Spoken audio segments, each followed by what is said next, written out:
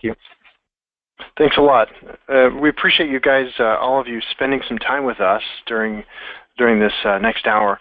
One of the things I'm going to be doing is sharing with you not only some statistics and some facts around the breach vectors or how people or entities are becoming victims of breaches, but also share some stories of some real live events that you've probably read about in the news. And so that'll come a little bit later, but I wanted to tee it up first in terms of helping you understand really what this threat is all about and how it's affecting all of our lives, even if we don't work for a healthcare institution or business associate, if we're just a victim. So the fact is, the healthcare data is absolutely under attack. It's astounding to see that in just 2015, 113 million or so records were breached, which was 10 times more than what was breached in 2014. According to OCR, there were about 253 breaches affecting more than 500 individuals. The top 10 data breaches accounted for just over 111 million records that were lost, stolen, or inappropriately disclosed. We also know that PHI continues to be a very valuable data set. It's rich in information. It has a really long shelf life. We'll examine a little bit about some reasons that it's so valuable and how it's being used once it's stolen. And we'll also talk a little bit more about exactly how it's stolen in the anatomy slides. But we also understand that 1 in 10 Americans has been affected by a large health data breach. It's just absolutely crazy to think about these statistics, and you hear about a breach and you just think it's old news again, somebody got a data breach. But if you think about what happens to the victims, it can absolutely be a nightmare. So again, graphically speaking, the number of breaches continues to grow in a hockey stick kind of trend. We don't like to see that. Generally, the shift has started to turn from lost laptops and stolen servers to more of hacking and sophisticated attacks. And of course, according to the Wall of Shame, these trends just continue. We did see in the past, however, that many of the records were breached because of lost servers and laptops and sometimes malicious insiders, but we're definitely seeing that trend try to go into a different way. So the value of PHI, why is it so important to understand the value of PHI? Well, this is really one of the things that motivates the bad guys in terms of wanting to grab the PHI. It's not just grabbing records for fun anymore or sport from hacktivism type of activities, but there's real financial gain that can be had from the value of PHI. So from this slide, what we learned from a Ponyman study was that once data has been stolen, about 29% of the records that were stolen were used to obtain healthcare services or treatments.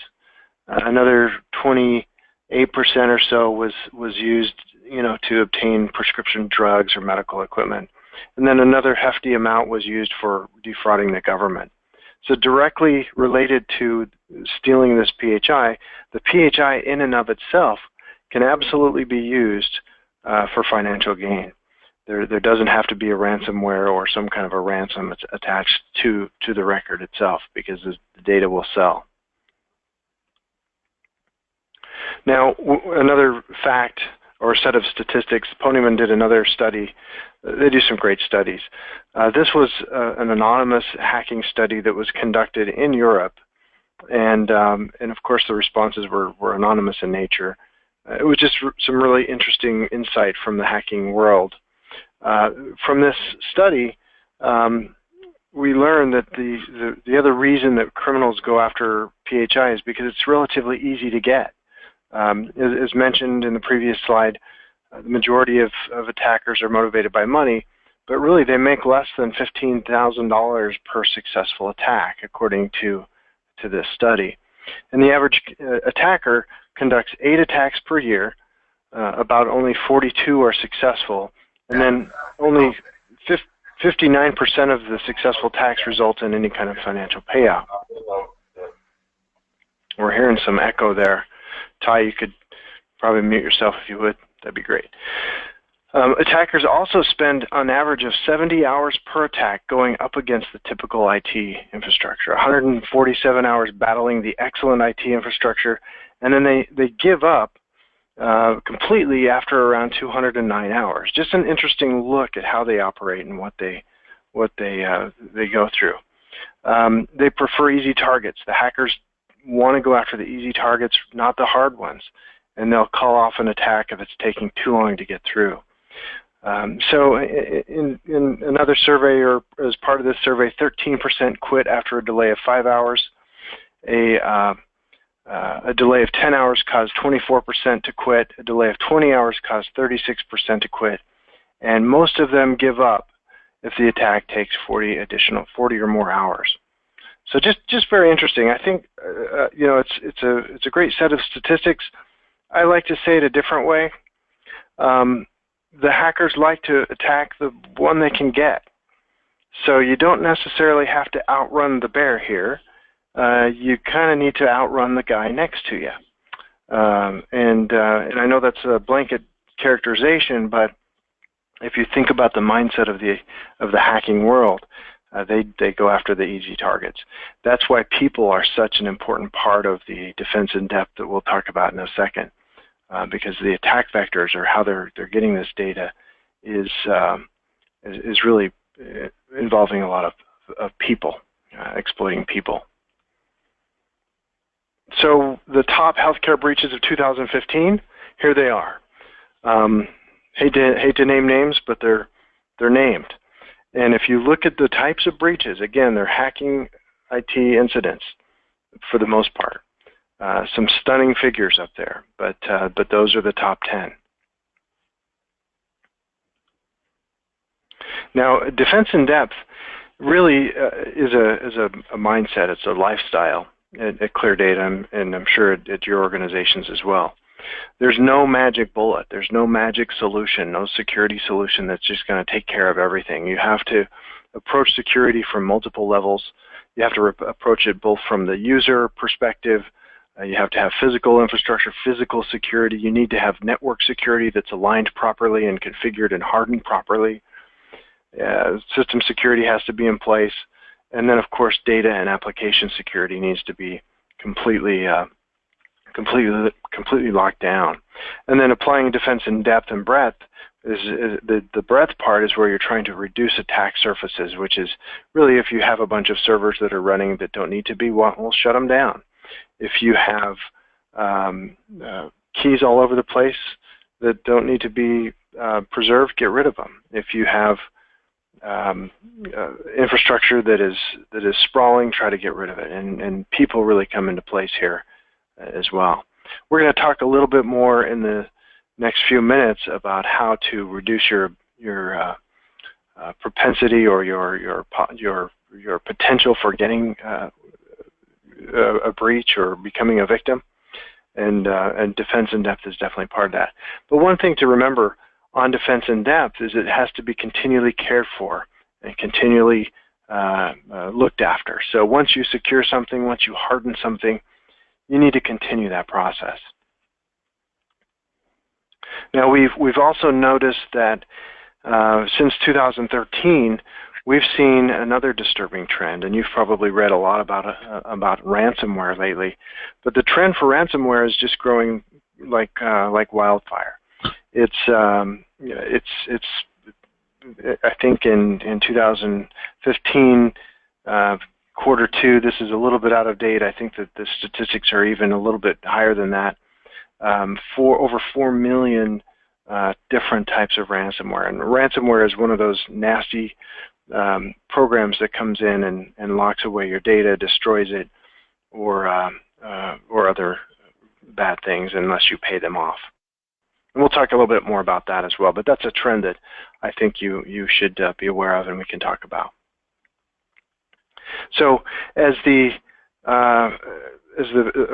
attack profile or the attack methodology changes from stealing laptops and servers, you're starting to see the attackers have more and more resources.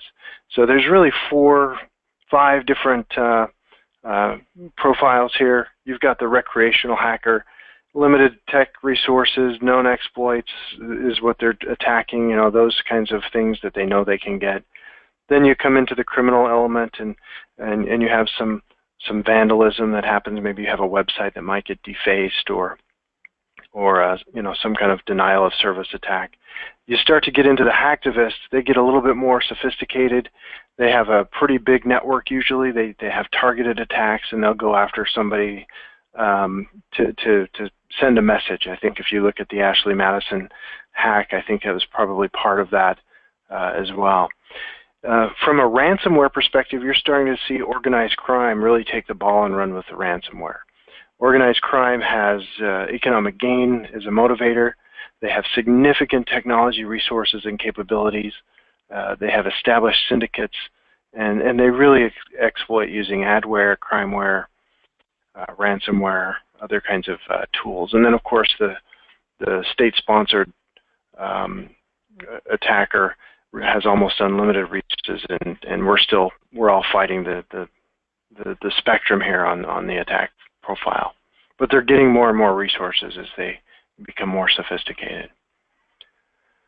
So let's talk a little bit more about ransomware, because it is such an important topic in today's world.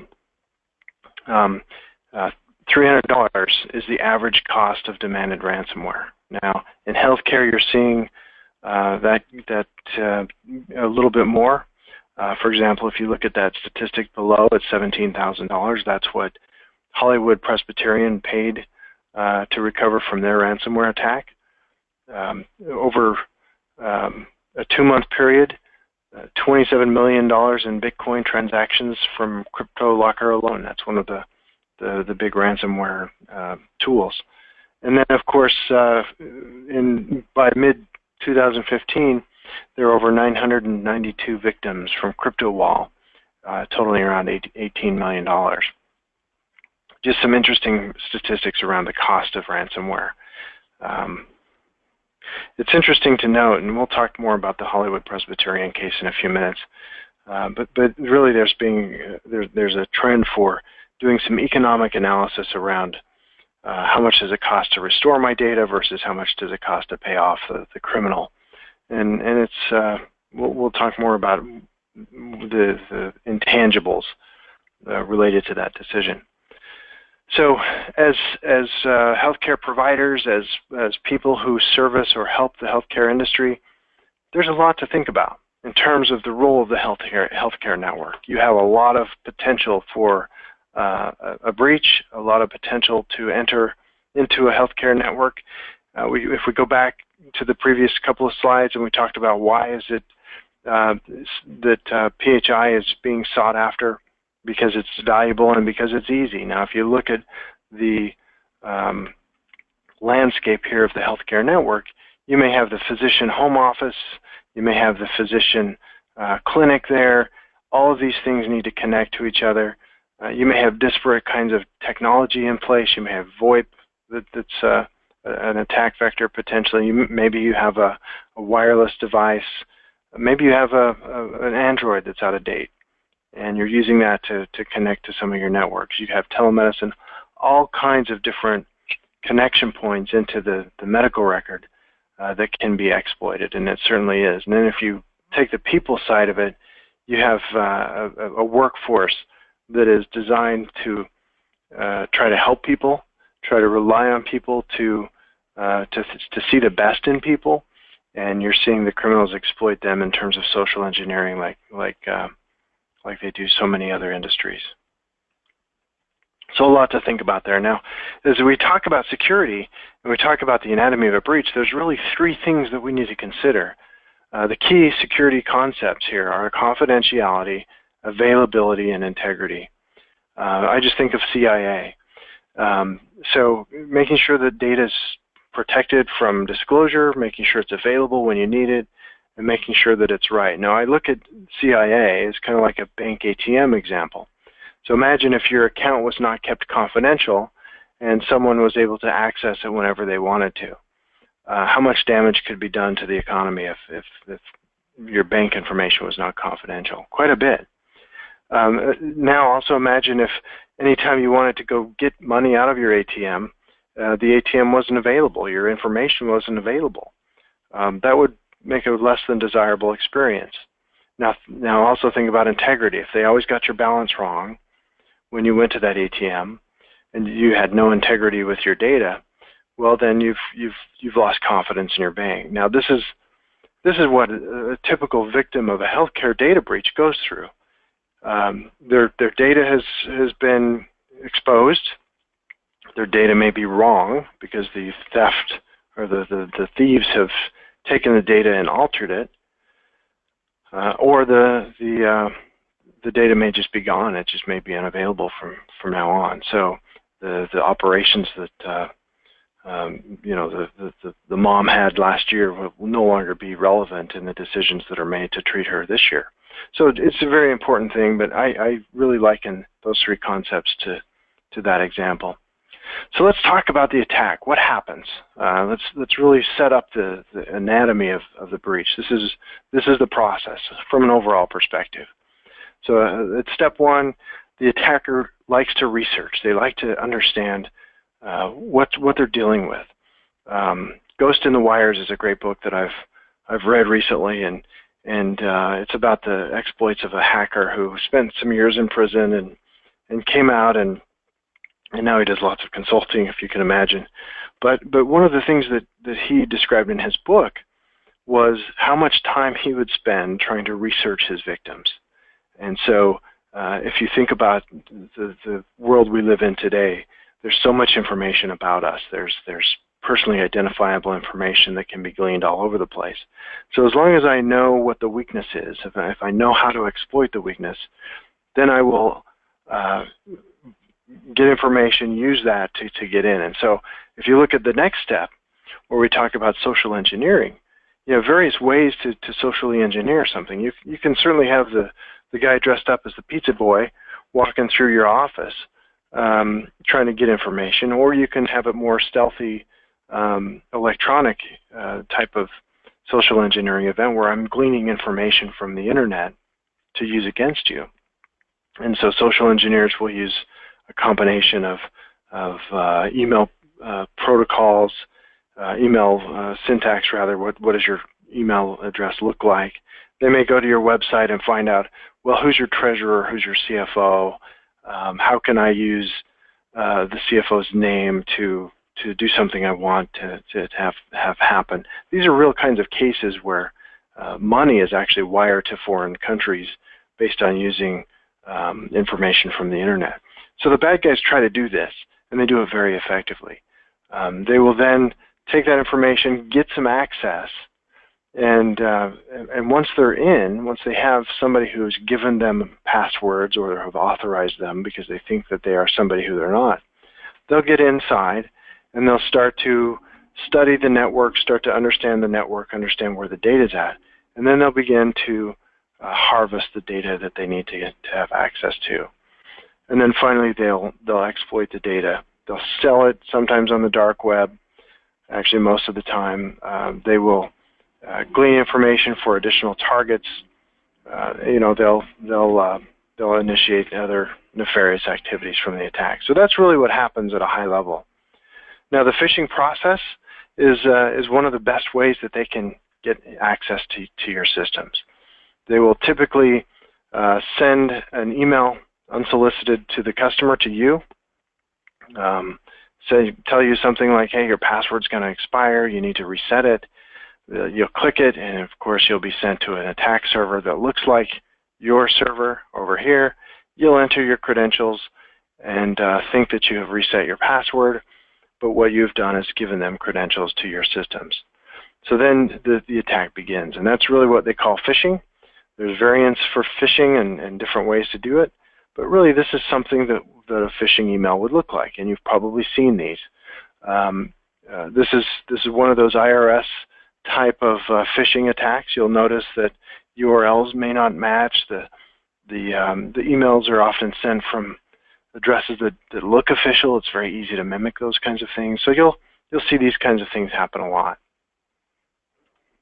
Pharming that's a little bit trickier, and you're seeing a lot of pharming start to happen where the attacker will do what's called DNS poisoning your domain name server. They'll redirect you to a spoof server that then can start to glean your information. It looks like your normal environment, and you'll start to enter data, and you will start to give the attacker what they need.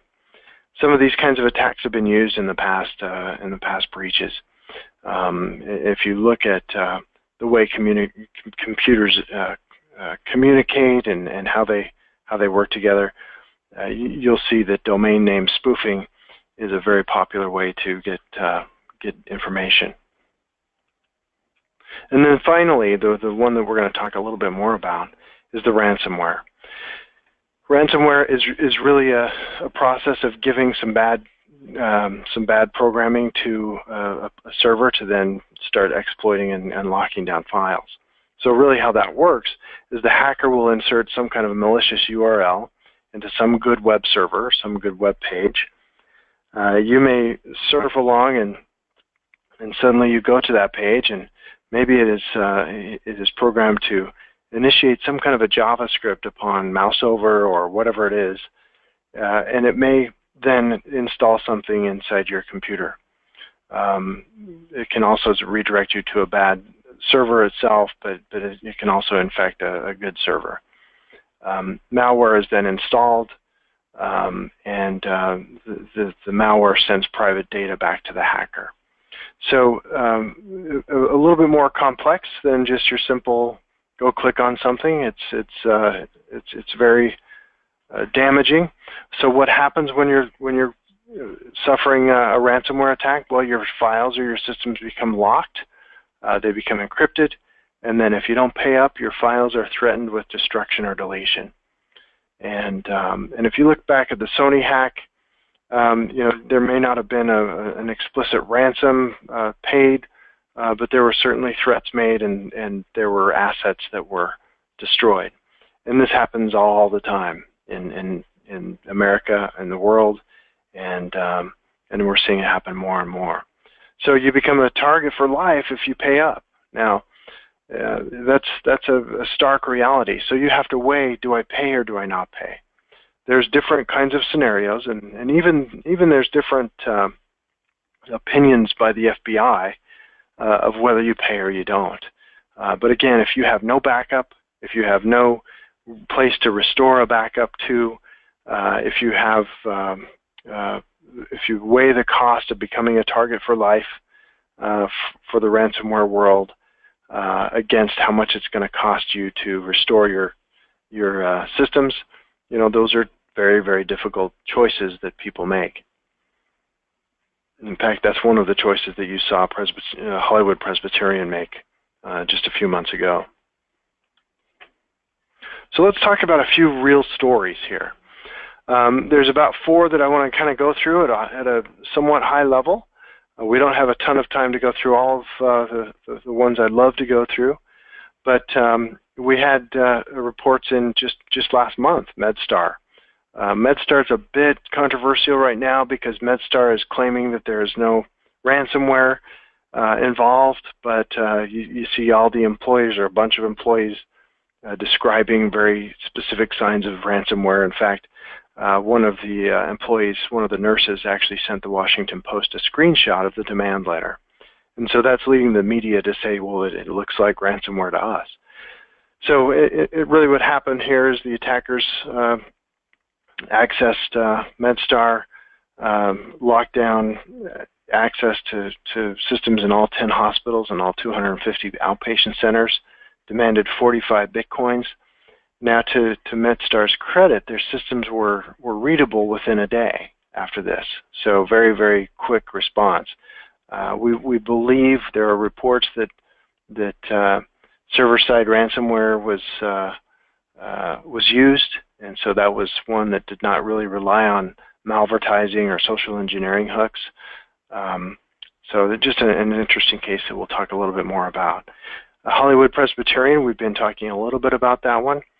These poor folks suffered an attack that put them into the paper process, if you will, for a long, long time. According to the sources, they believe that was a phishing attack, likely an email that was clicked on by an employee to access the EMR system. And then, of course, you've read about the Anthem attack. That happened just over a year ago, maybe 15 months ago, where attackers stole the credentials of administrators and copied data into a cloud storage place. And then same kind of attack by Excellus, a payer as well. So let's talk a little bit more about MedStar. Again, as mentioned, they claim that the news reports are false, but we know that staff has reported the demands. The attacker used the SamSam type of malware, which hooks right into the server, and employees saw the pop-ups happen on their computer screen seeking payment in Bitcoin. So the ransom note demanded 45 Bitcoins, or around $19,000. We still don't know how the attack happened or what MedStar did to fix it. Right now, MedStar has no plans to disclose that, especially because the attack was so fresh and so recent. So more to come on that one, but what we do know is that they did recover some readability of their files, and it was not as lengthy as the Hollywood Presbyterian case. Now, speaking of Hollywood Presbyterian, initially this was interesting. $3.6 million demanded by the attackers was really what was initially reported. That actually was more of a typo or more of a misstatement by the media. The hospital actually paid $17,000 in Bitcoin to the hackers. But this attack really prevented hospital staff from being able to communicate with each other and with and prevented them from accessing systems. Now, the FBI quickly took over this investigation, and law enforcement sources indicated that the hospital paid the ransom before they reached out to law enforcement. So that was an interesting decision that they made. In your own breach response types of scenarios, you need to weigh at what point you bring in law enforcement to help you through a scenario like this. Hopefully you never have to experience one, but paying the ransom before consulting with law enforcement, definitely a gutsy move. Definitely caused them to go back to the paper records, and lawsuits are abounding in this one. I'm sure there's going to be lots and lots of fallout from this one. Anthem, again, 80 million records stolen via a hacking incident. It was traced back to April of 2014. The hackers created a bogus domain name, WellPoint, which if you look at that domain closely, it had 2 1s there, not 2 L's. And that was really used to mimic a legitimate domain called WellPoint. They used malware to mimic a Citrix VPN software connection, and they once they used that, they were able to harvest credentials. And but again, this one was 9 months of covert activity inside the network is what they traced that to, at least in early reports. So what does that lesson teach us? It teaches us the importance of making sure that we have system activity reviews as required by HIPAA, making sure that we have those kinds of monitoring tools in place. This one was interesting because it wasn't caught by a tool; it was caught by a person who noticed that one of his SQL queries was being run without his knowledge or permission, and that's when he alerted, and you know the rest of the story there. Excellus, 10.5 million records accessed via another cyber attack. This one was traced back to December of 2013. Everything was accessed, just like the Anthem incident. Birth dates, social security numbers, mailing addresses, telephone numbers, financial accounts information, all kinds of information. This one was really, reports are that it was caused by a failure of legacy software technologies, which relied on some kind of decision or detection technology to try to identify and block attackers. What that really means is signature-based type of monitors. If something is known, your technology can pick it up and say, hey, we know this is a bad piece of software, we want to let you know about it. But especially with ransomware nowadays, they change the signatures just enough to be unique almost every time they deploy. And so some of these older technologies that rely on detection of signatures are starting to fail because the new stuff is less detectable, it's less identified. So just remember that when you're looking at your own tools to help you fight that battle. In this case with Excellus, the data was encrypted, but as you know, data encryption is worthless if you have credentials. And so in this case, the data was encrypted, but the hackers gained access to the administrative controls, and the encryption didn't mean anything. There's a lot of lawsuits going on with this one as well. And if you look at the cost of a breach, which is another webinar entirely, lawsuits can really add up to be more than the regulatory fines in the first place. So the best way, in my opinion, to prepare for any kind of a breach or any kind of a ransomware attack is identify your data sources. Now this is really as part of your overall security risk assessment. Identify your data sources. Make sure you know where your PHI is. Make sure that you understand what your data sources are and your critical applications. Inventory what comprises your system and determine where the data flows throughout that system. Where does it flow in? Where does it flow out? So having some kind of a diagram that helps you understand that can really be an invaluable tool, not only to help you understand what's going on, but also to help you fortify the pathways where that sensitive data flows. The second thing is to classify your data. Classify it by sensitivity, by type, by criticality.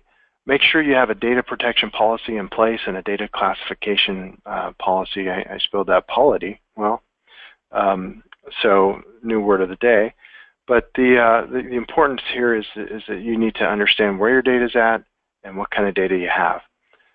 There are certain categories of data that should be handled completely different than other categories.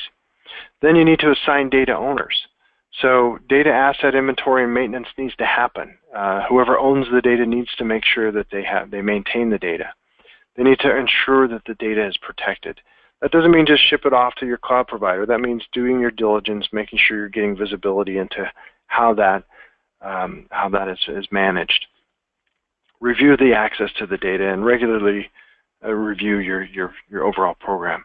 And then finally, review your safeguards. This is really where the security risk assessment comes into play, where it ties together the administrative safeguards, the technical, the physical safeguards, helps you understand your access controls and your technical controls and your policies and procedures. And the security risk assessment should really give you that roadmap to help you understand what you need to do to shore up your defenses first. Now, ClearDATA is in the business of protecting PHI. I'm not going to go into a sales pitch here, I promise, but I want you to know that the cloud providers are prevalent, and there's lots of solutions out there for hosting your data. The thing that you really need to understand is how much of the responsibility do you want to manage. You can manage everything from your compute storage, database networking, all the way up the stack, or you can have a partner help you with everything but your client-side applications and your applications that house your data. So lots of ways that service providers can help you. This is just an example of how ClearDATA helps its customers secure that data through its life cycle. So I promised that we'd be wrapping up within 45 minutes or so. I would love to open this up to questions. Appreciate your time and attention so far. Any questions?